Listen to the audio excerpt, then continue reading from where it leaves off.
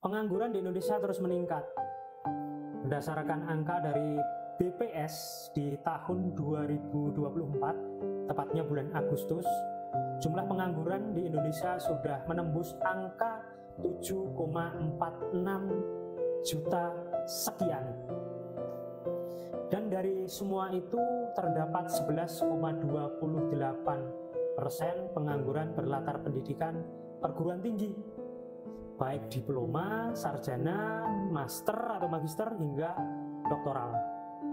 Ini mencerminkan bahwa jumlah pengangguran intelektual kita sudah mendekati angka 1 juta, yang artinya Indonesia telah kesulitan untuk memberikan lapangan kerja bagi anak-anak bangsa dengan latar pendidikan yang tinggi. Kenapa hal ini bisa terjadi? Banyak faktor. Salah satunya terkait dengan iklim usaha ataupun bisnis di Indonesia yang terus mengalami kemerosotan. Kita semua tahu bahwa investor asing enggan untuk masuk ke Indonesia karena lemahnya kepastian hukum di Indonesia. Tidak ada jaminan keamanan juga.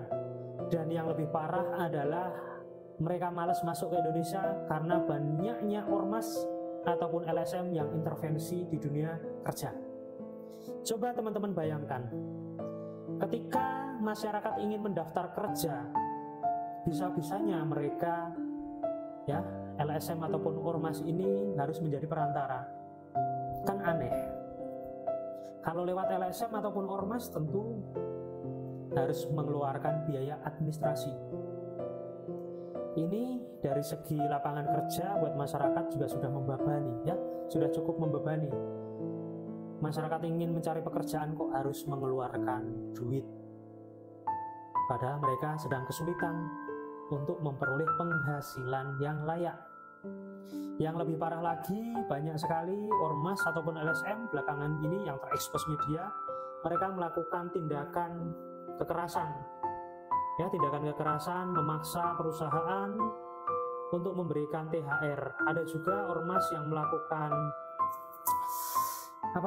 melakukan demonstrasi, meminta mengelola limbah dan lain sebagainya. Ada juga kan di sosial media seorang pemuda yang curhat di daerahnya akan berdiri pabrik dan dia merasa senang karena bakal bisa mendaftar untuk menjadi karyawan di situ. Tapi ternyata karena banyaknya ormas yang datang menemui calon investor ini, minta jatah ini itu, akhirnya calon investor itu enggan untuk mendirikan pabrik dan hengkang. Ini juga dapat kita lihat banyaknya perusahaan besar yang idealnya masuk ke Indonesia seperti TikTok misalnya, justru meninggalkan Indonesia. Indonesia tidak dianggap strategis padahal pengguna TikToknya lebih tinggi. Mereka membuka kantor di Thailand, membuka lini bisnisnya di Thailand.